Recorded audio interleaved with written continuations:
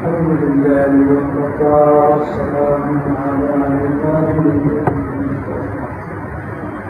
أما بعد فأعوذ بالله من الشيطان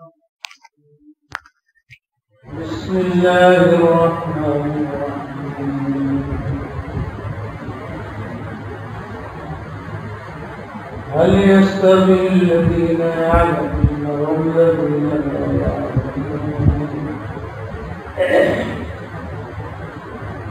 إنما يتذكر أولو الألباب قال النبي صلى الله عليه وسلم اللهم أغنني بالعلم وزينني بالحلم وأكرمني بالتقوى وجملني بالعافية أو كما قال عليه الصلاة والسلام মানুষকে আল্লাহ তৈরি করেছেন তার মধ্যে একটা আবেগ আছে।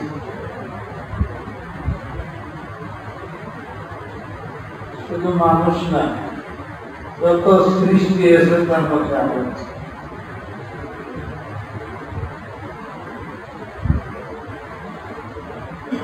নবী আলাইহিস সালাতু ওয়াস সালামকে দেখলে পাথরে সালাম দাও। পাথরের মধ্যে কি আছে? মহাব্বত। যাদের মহাব্বত করে তার আবেগ।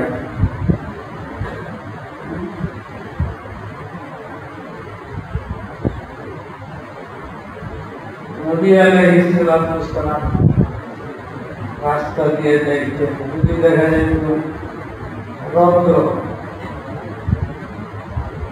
আশেপাশের গাছ আসে আমার উপর বুঝা গেল বৃক্ষ এর মধ্যে আবেগ আছে।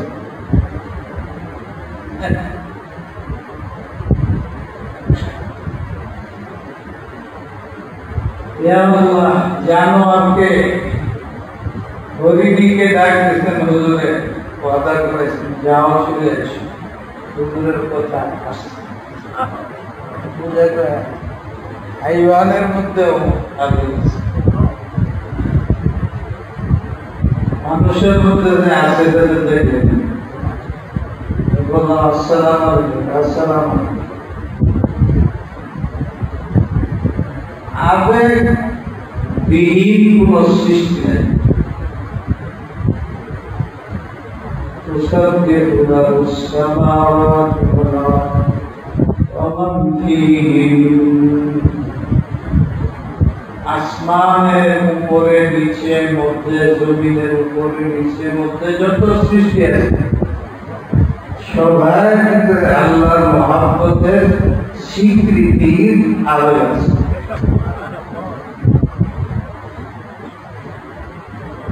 আমরা তো এদিক সেদিক চিন্তা করি, তারা এদিক সেদিক চিন্তা করতেন। তারা 24 ঘন্টা আল্লাহর তাসবিহ করে, আল্লাহর ইবাদত করে। তাদের ইবাদতের তরিকা ভিন্ন, কিন্তু করে আল্লাহ সাক্ষী তুসাব্বিহু লাহু সামাওয়াত, এক আসমান সব আসমানে যা আছে, জমিনে যা আছে, তার দিন শুধু আল্লাহর ইবাদত, আল্লাহর তাসবিহ করে, আল্লাহর তাহলিল করে, আর জিকির আসকার। এই জন্য তাদের কোনো বিপদ নাই, করোনায় ধরে না।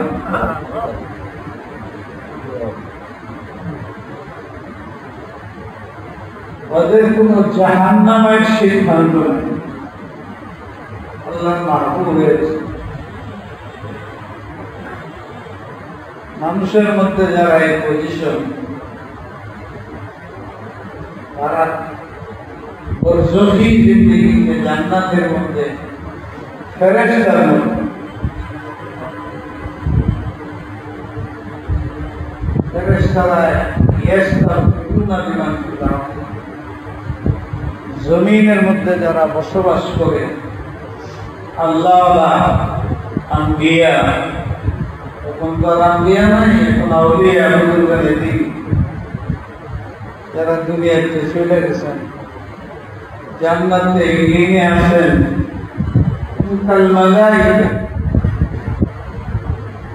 তাদের কোনো সুযোগ নাই, খাওয়ার জন্য মেহনত করতে হয়, পানি পান করার জন্য মেহনত করতে হয়, উপার্জনের জন্য মেহনত করতে হয়। ফেরেশতারাও যেরকম তোমারও এরকম।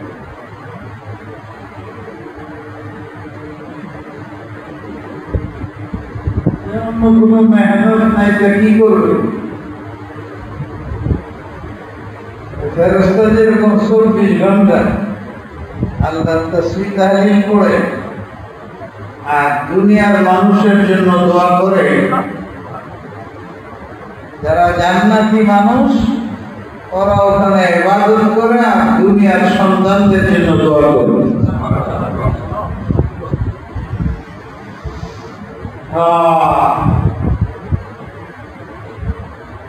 আমরা কি বুঝে এগুলো?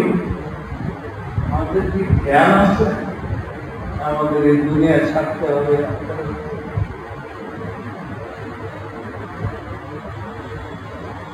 এত মানুষ মারা যেতেছে, এত করুণা, একটা ইচ্ছা, কিন্তু মানুষের মধ্যে কোনো তেমন পরিবর্তন মনে হচ্ছে। অতীতেও দেখা গেছে কোনো রূপ দেখা যাচ্ছে, সাময়িক কিছুদিন ওরা পরে তাদেরকে তো স্মরণীয়।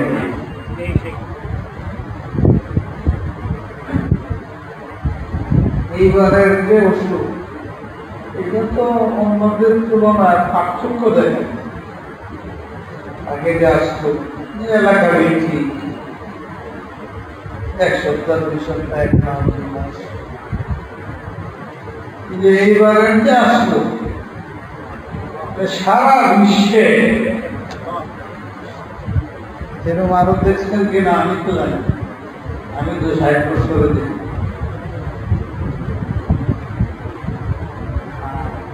কি পরিমাণ মানুষ মারা যাচ্ছে, আল্লাহ ওনাদেরকে জান্নাত মাফ করে জান্নাত দান করুন। কিন্তু এই আশরা, এই যে আযাব, এই অনুভূতি আমাদের মধ্যে সাময়িক কিছুদিন ভয় হয়েছিল, এখন স্বাভাবিক প্রায় স্বাভাবিক। জাহেরি আসবাব, উসিলা, রোগ মুক্তি,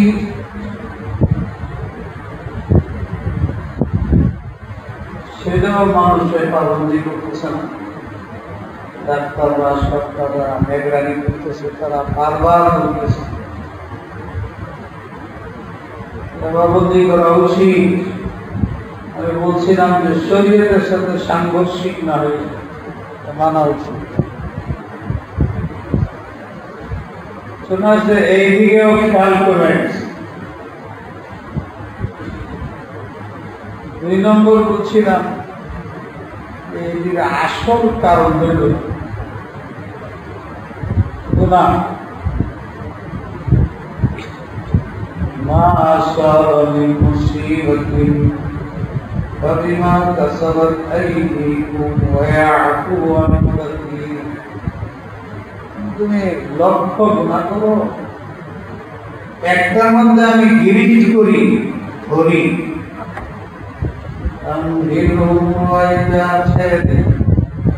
বুঝো কিনা? মনে হয় সব জ্ঞান শূন্য হয়ে গেছে দুনিয়ার মোহে,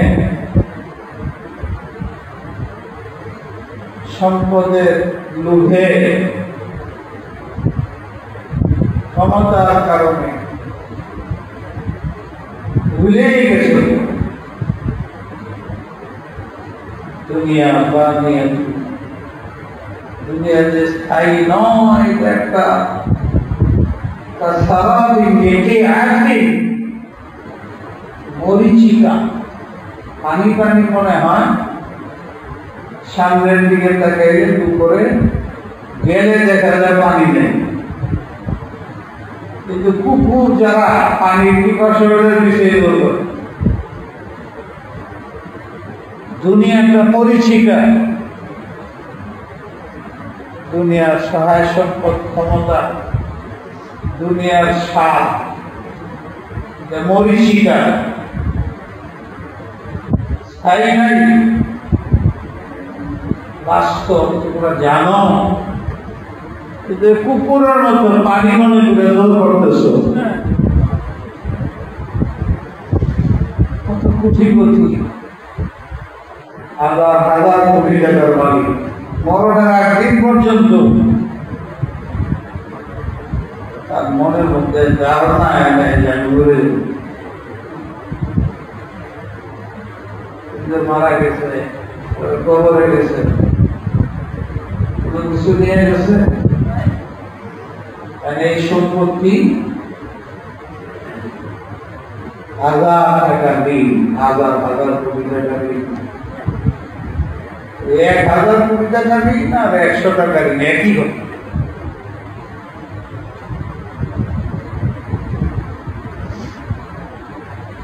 ছেলে মেয়েরা আমরা জিম্মেদার দেয় না। আপনার নিজে জীবিত, আপনি আপনার আকারের পুঁজি জোগাড় করেন না, বকিরি করেন, গাফলতি করেন, আর আপনি আশা করছেন আপনার ছেলে সাহেব হাদিস প্রেসিডেন্ট চেয়ারম্যান এরা করবে। পয়সার লোক, ক্ষমতার লোক সবাই হবে।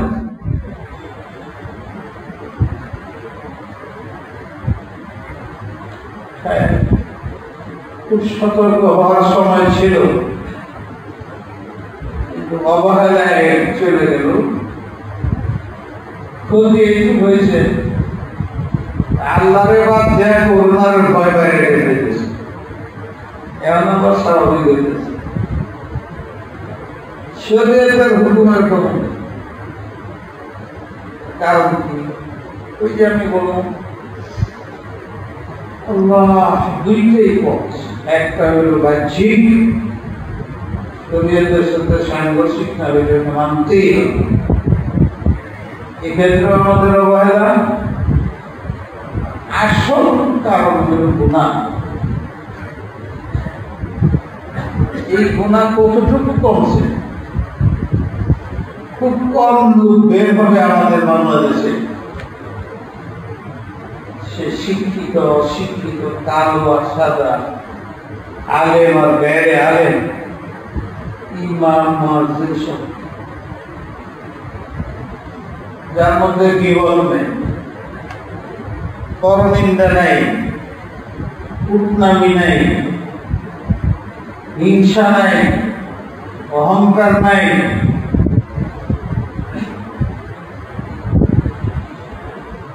অন্যের অকল্যাণ কামনা করে, আশা করে, অন্যের উন্নতি দেখতে পারে, নিজের বড় মনে হয়। আপনার হক নষ্ট করছে না এমন লোক কম। অর্থনৈতিক ক্ষতি করছে অথবা তার ইজ্জতের উপরে হামলা করছে, বাইরে কেউ নেই। আল্লাহ আমাদের কিন্তু কয়জন আছে যে উপলব্ধি করে যার অর্থ সম্পদ আপনি নষ্ট করছেন আদায় করে দিচ্ছেন। মহিলাদের প্রাপ্য আদায় করে দিচ্ছেন, কয়জন আছেন? স্ত্রী প্রাপ্য আদায় করে দিচ্ছেন, নিজের মেয়েদের হক আদায় করে দিচ্ছেন, এত সব কিছুর পুরো পয়সা আটকায় রাখছেন।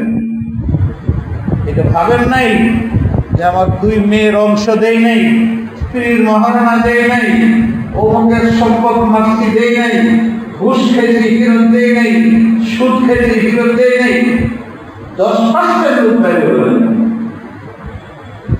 কিন্তু আমি বললাম 100%-এর মধ্যে এটা আছে। গীবত করেন নাই, অন্যদের গালি দেন নাই, ধমক দেন নাই, এটা একজনে হাত দিতে পারবে না, আমিও না। বেশি দিনদার করা আর আমি 10% বেরিব না, বাকি মানুষের জন্য দরকার। আর যদি তার মনের সাথে মিল না থেকে করোনার মধ্যে শেষ করে দেব। আমি অনেকের শুনছি বড় বড় মারা গেছে বদমাইশ, বড় বড়রা তারা দেশ চালায়, বিভিন্ন বিভাগের কথা তারা ভালোভাবে চালাইলে আমরা ভালো চলতে পারবো। তাদের জন্য বদয়া করা যায়, এই অনেকের মুখে শুনতেছে বড়রা মারা করতেছে, বদমাইশ গুলো মারা করতেছে, সুদ ডাকাত মারা করতেছে, বেপরদা করে এগি মারা করতেছে, জিনা করে এগি মারা করতেছে, জুলুম করে এগি মারা করতেছে। যে রুগী তার জন্য তাকে ধমকানো না তাকে সেবা করা, বলেন সেবা করা। তো যারা এই সমস্ত অপরাধ বেশি করে এরা সুস্থ না অসুস্থ? তাদের সেবা করবেন না, তাদের উপরে চাপ দিবেন, তাদের কষ্ট দিবেন, তাদের মরে দিতে বলবেন, দোয়া করবেন না, সেবা করবেন। বড়রা অর্থশীল দেশের যারা পরিচালক বা অন্য যারা এরা মরে যেতেছে, আপনি আসেন, আপনি জানেন যে হাসে অসুস্থ রুগী দেখে ওই থেকে ফিরে আপনার উপরে পড়তে পারে, মজা করে। আমার ছেলে যদি আমি মারতে থাকি, আপনিও যদি একটা শরীর হন, আমি খুশি। এতক্ষণ আমার ছেলে মারতেছেন, আমার তারা আপনাদের দুনিয়ার সব আল্লাহর বান্দা, উপমা শুরু আল্লাহর সন্তান, আল্লাহ তাকে মারতেছে, শাস্তি দিতেছে। আপনিও তারা বন্ধ করবেন, তারা গালি দিবেন, তার সমালোচনা করবেন, তখন আল্লাহ আসবে তাকে বাঁচায় আপনার উপর ধরবে। গবেষণা করেন না, চিন্তা ভাবনা করেন না, কাজ করে। এই যে শুনেন মাদ্রাসা আর এলেমের কথা শুনুন, এলেম আসলে কি জিনিস, জ্ঞান আসলে কি জিনিস, এটা লাগা বোঝানোর জন্য। ঘোড়া যেদিকে মনে চায় ওদিকে যেতে চায়, উট যেদিকে মনে চায় এদিকে যেতে চায়, প্রাইভেট গাড়ি, বাস, ইঞ্জিন চালু করে সাইকেল যেদিকে মনে চায় ওদিকে যেতে চায়। এগুলো কন্ট্রোল করার জন্য ড্রাইভার লাগে, এটাকে কন্ট্রোল করার জন্য লাগানো লাগায় আর ড্রাইভার লাগে।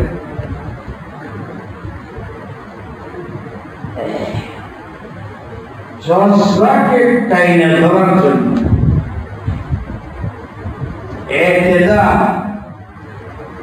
না বেশি না কম,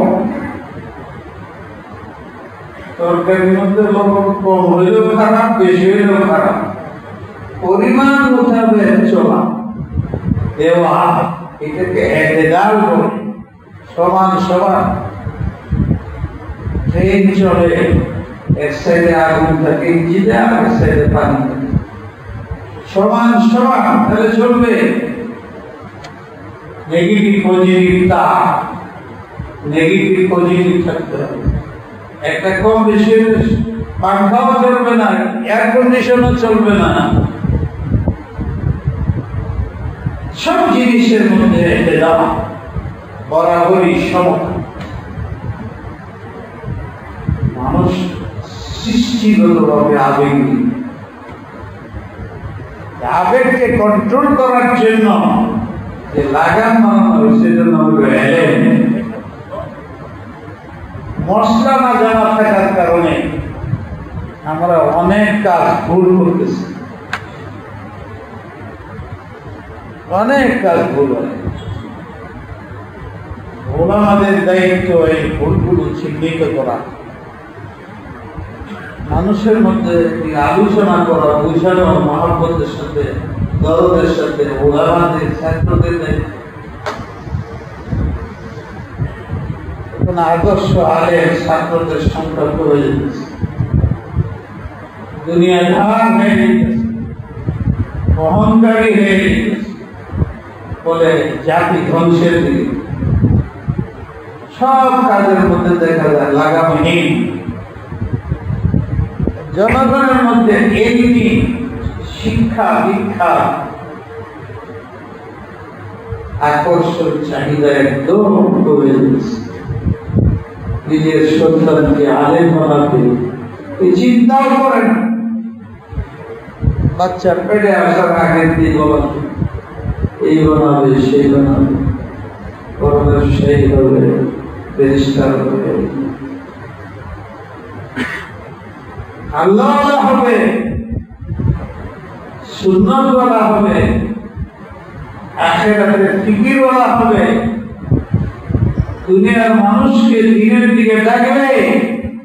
আমার সন্তান এই চিন্তা 100-99 মানুষের মধ্যে নাই। তার সন্তানকে কমপক্ষে এইটুকু বানাবে যে মৃত্যু হইলে যেন আমার কাপড় পড়াইতে পারে, গোসল করাইতে পারে, জানাজা নামাজ পড়াইতে পারে, এই চিন্তা। আল্লাহ কি করি, কোথায় যাই, কাকে বোঝাই, কাকে বুঝবো, লাগামহীন আমরা। মসজিদের মধ্যে সালাম দেওয়া তরিকা বলা হয় না কতবার? রাত মানুষের মধ্যে বুজুর্গ আর মস্ত কষ্ট গান সালাম নমস্কার করে শীতে হলে এইটা সেটা। কিন্তু আমি কি আমার দ্বারা এত আপন মুসল্লি, সে তো যেহেতু তাদের কাছে যাদের মহব্বত করি, আসছি তাদেরকে আজ পর্যন্ত সালাম ঠিক করেন, সালাম করো, মৌকা ভালো, কখন দিবে, কারে দিবে, কেমনে দিবে, কতবার বলার পরে এখন পর্যন্ত নেই। সালামটা ভালো সুন্নাত, কিন্তু মসজিদে যদি আমরা নিষেধ বলি নেই। আমি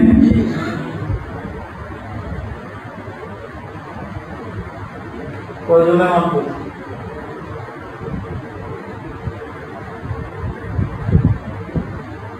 যদি কেউ নামাজে না থাকে, অপেক্ষা করতেছে মশালা আমি আসতেছি, তাহলে আমি দেব, আপনি যুক্ত দেবেন। কিন্তু এটা ওয়াজের সময় হয়, কিন্তু অনেক সময় নামাজে থাকে মানুষ, তখন জুড়ে সালাম দিলে একই অবস্থা হইব না। নামাজের ধ্যান ছুটবে না, ছুটবে না। তাহলে আপনার সালাম সুন্নাত পালন করতে যায়, তার নামাজ যে ওয়াজিব ফরজ করতেছিল ওইটা নষ্ট হয়ে গেল। আপনি তার কল্যাণ করলেন না, কল্যাণ করলেন, এটা বুঝেন না কেন? এটুকু এলেম আমার ভিতরে নাই, অথচ আমার দায়িত্ব নিজে আমল করা আর কমপক্ষে নিজের আত্মীয় স্বজনকে শেখানো। প্রয়োজনে শিখেছেন শুনেন, কিন্তু আমল করেন, আমল করি না। মশলা যদি জানি আমলের পরিণত না করলে আর মানুষে ওয়াজ করলে أتأمرون الناس بالبر وتنسون أنفسكم وأنتم تتلون الكتاب আল্লাহ জাল্লা শানহু বলেন বড় মজা মানুষকে ওয়াজ শোনাও নিজে আমল করো না কেমন তোমার চরিত্র এখানে ইঙ্গিত আছে যে মসলানি তুমি জানো মুসলমান এই দেশে সবাই তার প্রয়োজনীয় মশাইল জানে ব্যবস্থা আছে জানা ইঙ্গিত তুমি যে মশলাগুলো জানো নিজে আমল করো অর্থাৎ মানুষকে ওয়াজ শোনো নিজে আমল করো না যা জানো নিজে আমল করো অর্থাৎ মানুষকে দাওয়াত দাও তোমাদের নিরাপত্তার জন্য দুনিয়া এটা খুব আহাম একটা কাজ মানুষ যে ভুলে গেছে আল্লাহকে ভুলে গেছে রাসূলকে ভুলে গেছে সুন্নাতকে ভুলে গেছে করোনার জন্য ঘরেতে বাইরেও না রাসূলের সুন্নাত জামাত করার জন্য মসজিদে ঢুকে না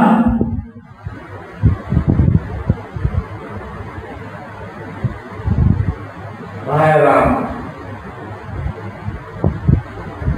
জরুরি এদের স্বীকার করুন হাদিস শুনেছি আপনাদের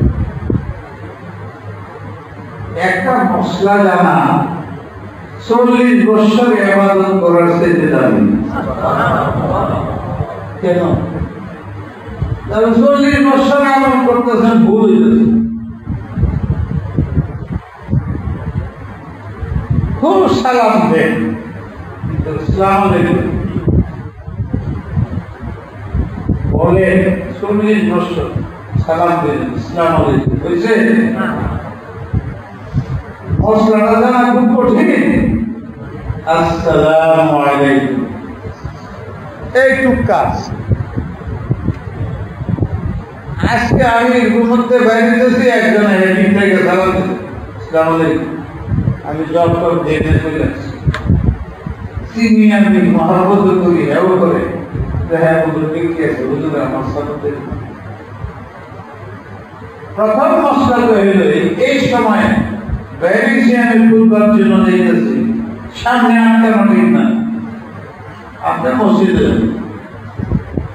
তার মানে আমার রুমের দিকে দেখতেছে আমি আসতেছি মসজিদে এই দেখো তুমি বের হয়ে যাচ্ছেন মসজিদে এরপরে আমার আপু খুবই মহব্বত করে হেও করে এই মহব্বতের দাম আছে যে মোহাম্মদ সুন্নতের খেলা যে সামাজিকতা বুঝে না অর্থনৈতিক সামাজিকতা বুঝে ধর্মীয় সামাজিকতা বুঝে না কোথায় সালাম করতে হয় কখন করতে হয় কিভাবে করতে হয় এটা একটা মশলা হয় তো পৃথিবীর প্রথম মশলা এটা আদম আলাইহিস এই আপনাদের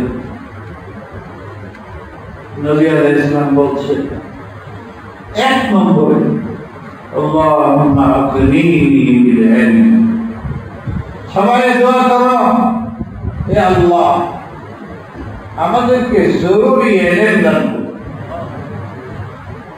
আমার জীবনকে শরীয়ত ও সুন্নাত মোতাবেক গড়ে তোলার জন্য যে ইলমটুকুর প্রয়োজন হয় এই ইলমটুকু দাও ছাত্রদের জন্য বলছে এটার অর্থ কি ইলম দাও এটা নয়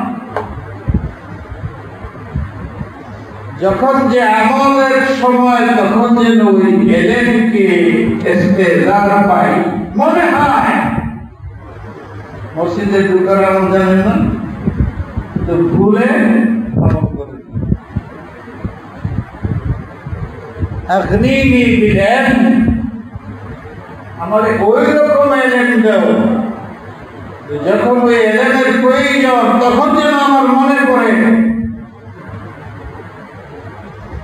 এলেমে তো সিনা ভরা, কিন্তু যখন প্রয়োজন তখন মনে নাই।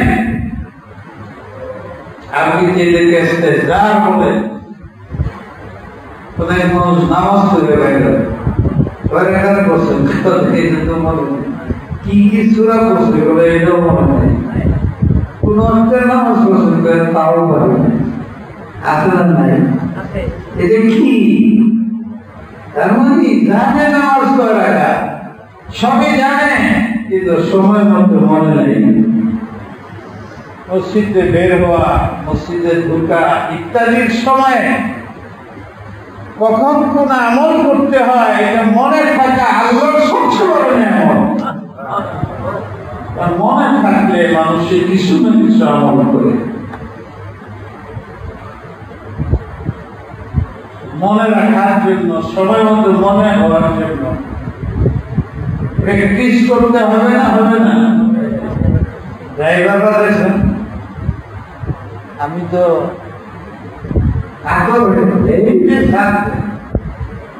আবার কেমনে পড়া হইতেছে, কেমনে যখন আওয়াজ দেওয়ার আওয়াজ দিতেছে, সবই চলছে, টাইপ করতেছে, গল্প করতে। প্র্যাকটিসের কারণে হয়েছে। এলেমের আমলের যে মশলাটা, এটা বারবার প্র্যাকটিস করতে হবে, তখন সময় মতো মনে হবে। নামাজে দাঁড়ান, আল্লাহু আকবার কইলেই মনে আলহামদুলিল্লাহ না ইন্না জানা আসে। প্রথম রাকাতে কি আছে এটা বলে দিতে হয়। এই যে রুকু সিজদা করতেছেন, উঠতেছেন, বসতেছেন, বলে দিতে হয়।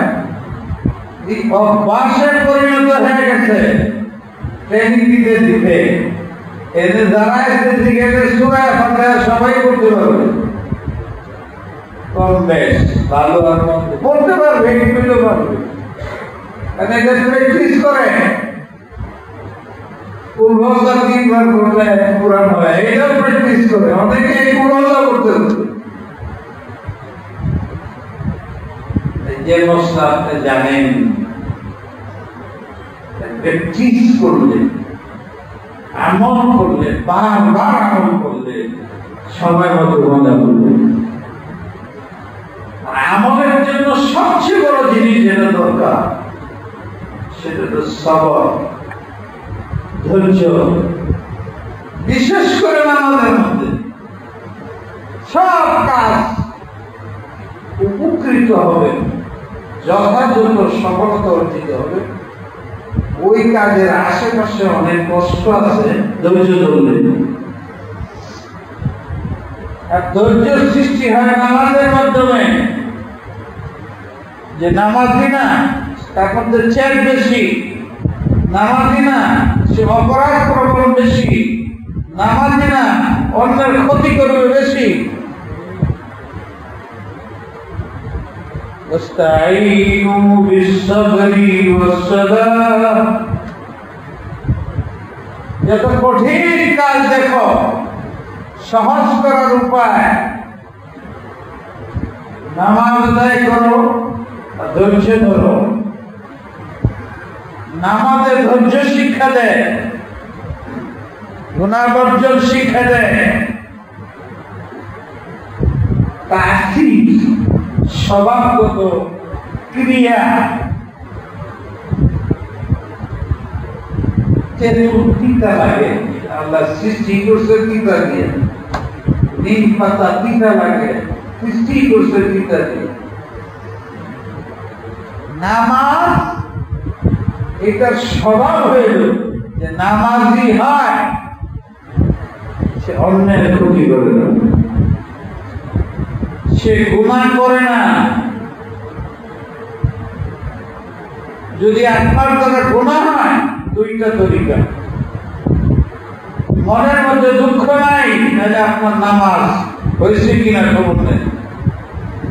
এইটুক তো বোঝা যায় আপনার কাছে কবুল হয় না। আর অন্ততপক্ষে নামাজ ছুটে গেলে মনে ব্যথা লাগে, উপলব্ধি লজ্জা লাগে, তাহলে বুঝেন যে আল্লাহর কাছে আপনার নামাজ কবুল হয়। নামাজ পড়তে খুব ধৈর্য লাগে। মানুষ যখন নীরব হয় হাজারো খেয়াল আছে, আসে না আসে না? নামাজে গেলে মানুষ ধ্যানে থাকে, নামাজে ব্রেন অন্য কিছু চিন্তা করে না, খালি শয়তানে এই খেয়াল সেই খেয়াল, এই খেয়াল সেই খেয়াল, এই লাভ সেই লাভ, এই ক্ষতি সেই ক্ষতি, একদম চতুর্দিকে এসে ঘুরে যায়। তখন এইগুলোর ভিতরে মন না দেওয়া, এটা ধৈর্যের ব্যাপার। দোকানের দিকে মন না নেওয়া, বিবির দিকে মন না নেওয়া, ছেলের দিকে মন না নেওয়া, ধৈর্য রাখা মনেকে নামাজের মধ্যে। অনেকে হাতে নামাজ পড়ে যায়, বাড়িতে আপনার কথা শুনছে,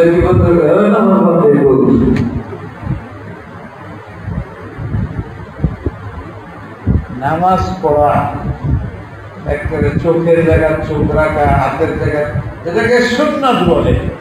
সুন্নাত তবে নামাজ পড়ার সাংঘাতিক ধৈর্যের দরকার। হ্যাঁ, ধৈর্যের দরকার আছে না নাই? সালাম দেন, আসসালামু আলাইকুম, একেবারে হইল।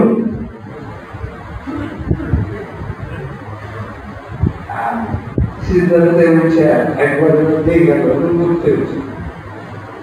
হ্যাঁ, দাঁড়ানো অবস্থা চেহারা রাখতে হবে সিদ্ধার দিকে, রুকুর মধ্যে পায়ের দিকে, সালামের মধ্যে কাজের দিকে। আপনি এই 3 নামাজ গ্রহণ করেন। রুকুর মধ্যে আপনার চেহারা, চোখের দৃষ্টি কোথায়? সালামের সময় তো আমি নিজের নামাজ ভেতর দেখছি না, মাঝে মাঝে দেখি আসসালামু আলাইকুম ওয়া রাহমাতুল্লাহ, ওয়া আলাইকুম আসসালাম, একবার ওই পার পর্যন্ত রুকুতে মাথা উঠে দেখে করে নিয়ে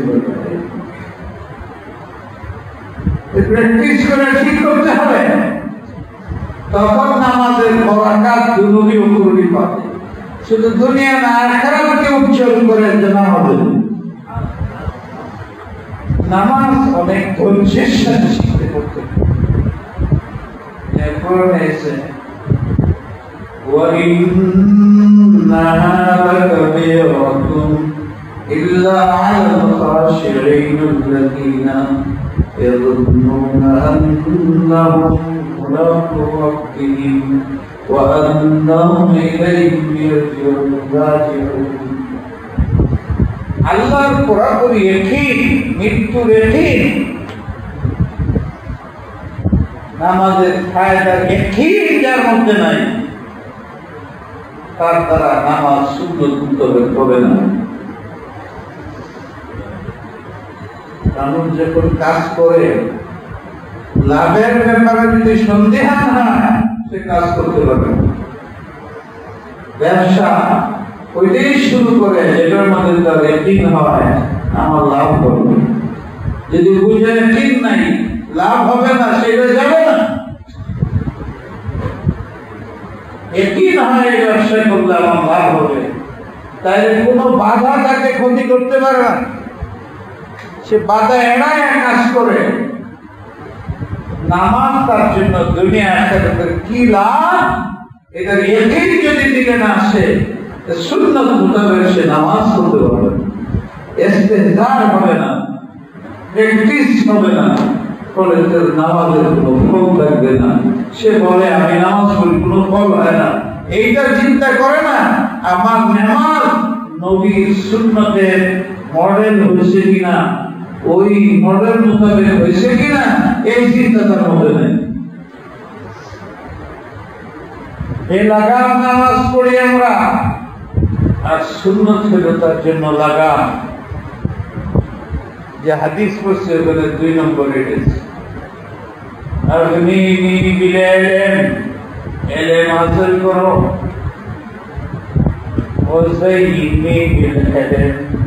এলেম হাসিল করতে হলে অনেক ধৈর্য ধরতে হবে।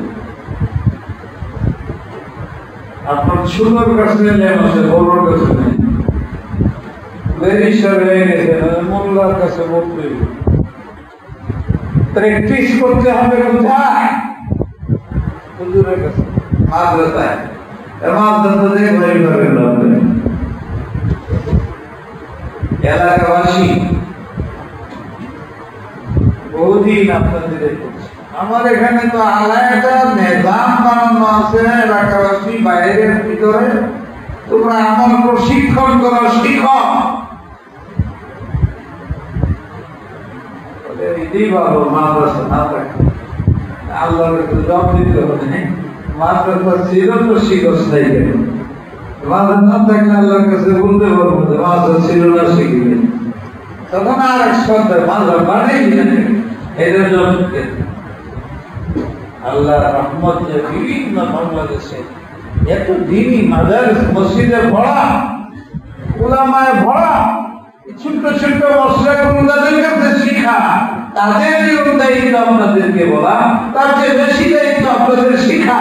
আপনারা কি আজীবন দুনিয়া থাকবেন? নমরুদ ধারণা করছে পারে নাই, আবু জেহেল পারে নাই, সাদ্দাত ফেরাউন পারে নাই, তো আপনি কোন আশায় হয়েছে?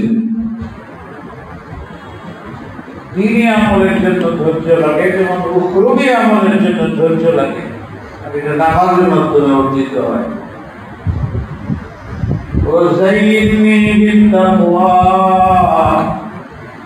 দুই নম্বর, হুজুর দোয়া করতেছেন।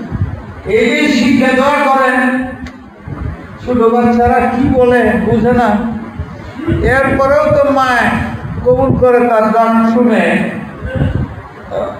বাংলাতে করেন, আরবিতে করেন, শিখেন। আল্লাহ তো ছোট বাচ্চা মনে করে আপনার ডাক শুনলে সারা দেয়। আল্লাহুম্মা আগনিনি বিল, হে আল্লাহ আমাকে ইলমের মাধ্যমে মুস্তাগনি করে দাও, মুহতাজ মুখাপেক্ষী বানাও। ওয়াযাইয়িনি বিল হিলম, হে আল্লাহ আমাকে ধৈর্য শক্তি দাও। ওয়াকরিমনি বিত্তাকওয়া, দুইটা চার পয়সা লাভ নাই যদি তাকওয়া না থাকে। হে আল্লাহ আমাকে গুনাহ বর্জন করার শক্তি, সাহস, উপায় দান করুন। গুনাহ বর্জনে নাপাক থাকলে দুধ আসে না। দিন হইল তোমার বর্তন, এইটার মধ্যে কিবির, হিংসা, মানুষের অকল্যাণ কামনা, গীবত, নামিমা, চুগলখুরি, কুটনামি থাকলে ওখানে আল্লাহর এলেম আসে না। এলেমের মুহতাজ সবাই, ছাত্র অবস্থাটা, সাধারণ মানুষ, যত মানুষ, সবার জন্য এলেম প্রয়োজন। খানা খাইলে কেমনে বানাইতে হবে? শরীরের জন্য, শরীরের খাদ্যের জন্য যেরকম দরকার, রুহের জন্য দরকার, দুনিয়া অস্থায়ী এখানের জন্য যেরকম দরকার, বরজকি আখিরাতের দায়ী জিন্দেগি আমার লাভজনক হবে কিভাবে ও সম্পর্ক জানার দরকার। কিভাবে জানবেন? কিতাবের মাধ্যমে। কিভাবে জানবেন? যারা বড় বড় আলেম আল্লাহ তাদের সহযোগের মাধ্যমে, বই পড়াশোনার মাধ্যমে, পরামর্শের মাধ্যমে। তাকওয়া এখতিয়ার করো। এই রোজা গেল তাকওয়ার জন্য গেল। বেশি খাইলে শরীরে শক্তি, শরীরের মধ্যে জানুয়ারি শক্তি বা বৃদ্ধি পায়। আপনাকে আমাকে বুঝেছে বেশি খায় না, পরিমাণের বেশি খাওয়া যাবে, বিলাসিতা করো না। কত গরিবরা না খেয়ে আছে, ওদের খেয়াল রেখো। ওদের দান দক্ষিণা করলে তোমার এলেম আসবে, দান দক্ষিণা করলে তোমার মধ্যে সহ্য শক্তি বাড়বে। ওদের দেখলে আমরা কত ধৈর্যশীল, তোমাদের মধ্যে পাক পবিত্রতা, তাহারাত আসবে, নিজের জীবনকে গুণান্বিত করতে সহজ হবে। শুনে রাখো,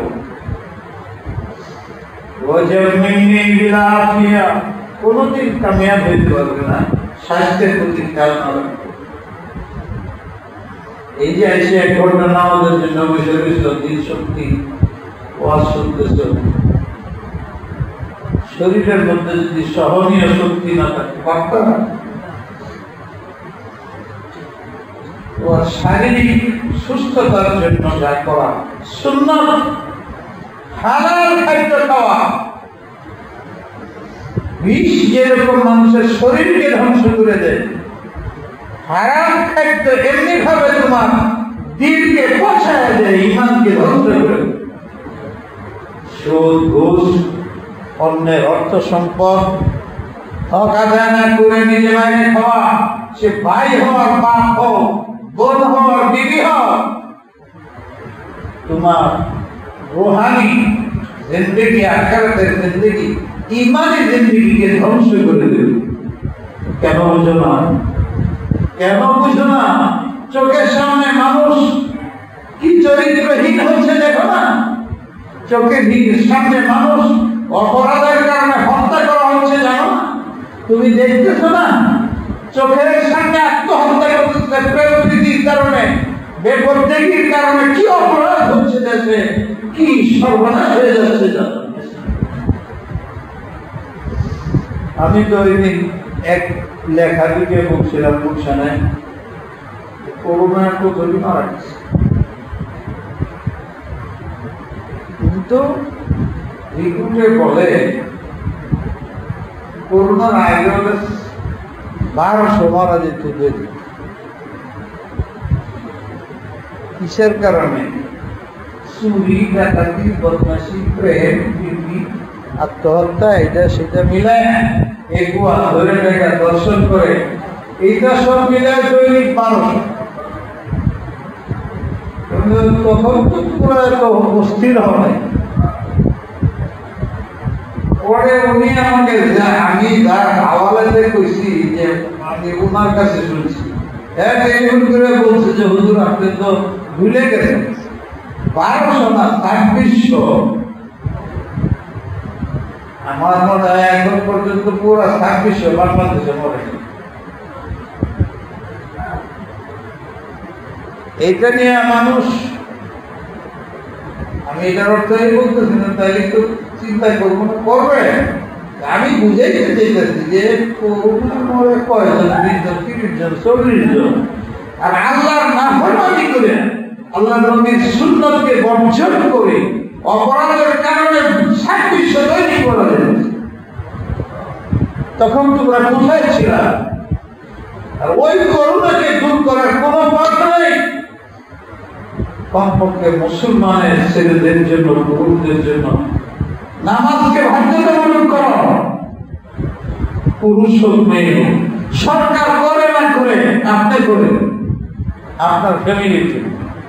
অসংখ্যতা যেদিন পর্যন্ত আপনার বাসায়, যেদিন পর্যন্ত আপনার দোকানে, যেদিন পর্যন্ত আপনার ফ্যাক্টরিতে, আপনার কর্মস্থলে নামাজ কায়েম না হবে, কসম খোদা, কসম খোদা, কসম খোদা, আপনার দুনিয়ার শান্তি মোটেই হবে না, আখিরাতেও নয়।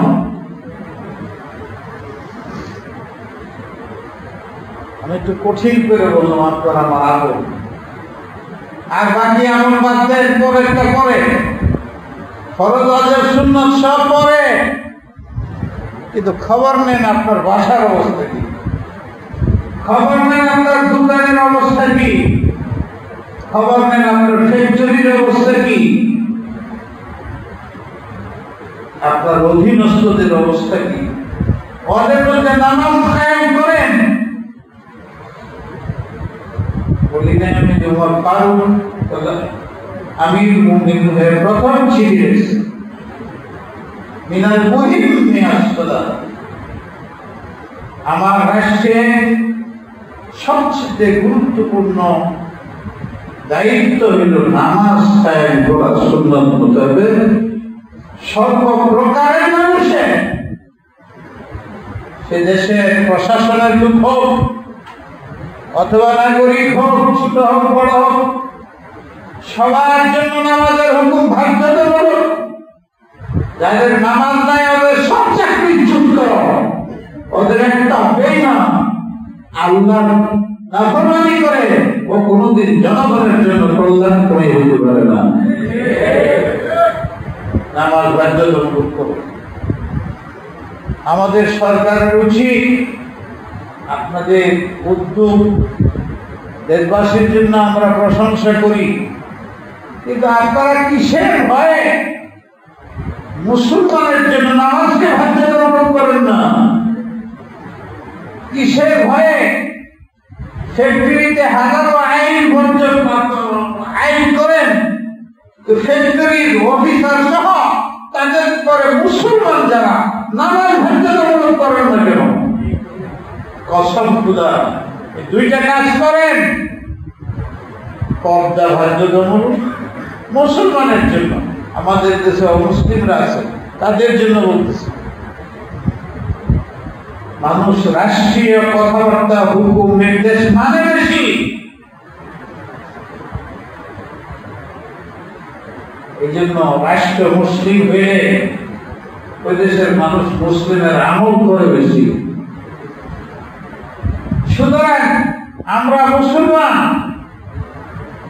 কে কি বলে না বলে ওইটা আমরা জানি না। আমরা আল্লাহ আল্লাহ রসুলের জীবন দিতে রাজি আছি। সুতরাং কে কি বলে না বলে দেখার জিনিস না। আপনি ব্যবসা করেন, কত মানুষ আপনাকে গালি দিয়ে ওটা বলতে দেবেন, আপনার কাজ আপনি করে যান। আল্লাহ আপনাদের ক্ষমতায় বসাইছে। মুসলমান 90% তাদের ধর্মীয় অধিকার, আপনার দায়িত্ব বাধ্যতামূলক করে হইল তাদের ধর্মীয় হক প্রতিষ্ঠা করতে হবে। এই আইন অতি সত্তর করেন, নাইলে দেশ আরো দুর্যোগের দিকে যাবে। নামাজ কায়েম করা যদি হয়ে যায়, মহিলাদের পর্দা যদি হয়ে যায়, এই দুইটা অপরাধ এত মারাত্মক আর এত ভালো কাজ, পর্দা দেশের মধ্যে স্থির স্থায়ী শান্তি হয়ে যাবে। শান্তি শান্তি শান্তি শান্তি বলেন, কিন্তু শান্তি কাদ আফলাহাল মুমিনুনা আল্লাযীনা হুম ফি সালাতিহিম খাশিউন। ওই সমস্ত মুসলমানরা, ওই সমস্ত মানুষরা দুনিয়াতে নিরাপদ, আখিরাতে নিরাপদ, যারা আল্লাহর মুরাদুন ইসলাম বিরোধী কাজ করে না, আর ফি সালাতি খাশিউন, এবং নামাজকে সুন্নতভাবে করে। এই তো কোরআনে বলে। আপনারা কোরআন মানেন না? মানেন না? তাহলে কোরআনে তো 18 বার প্রথম আয়াত বলা। এই তো বলেছে আমন, আমান, শান্তি, নিরাপত্তা, রোগ মুক্তি সব কিছুর জন্য নামাজ এক নম্বর। এটা বাধ্যতামূলক করেন সবার জন্য। আর কিছু লাগবে না। স্বাস্থ্য সুস্বাস্থ্য রাখার জন্য স্বাস্থ্য মন্ত্রণালয়ের অভিজ্ঞ রাজা আমলের কথা বলতেছেন, যদি পালন করে। আর শরীয়তের সাংঘর্ষিক মানি না, আল্লাহর হুকুম বলবৎ করে। আল্লাহ আমাদের আমলের তৌফিক দান। আল্লাহ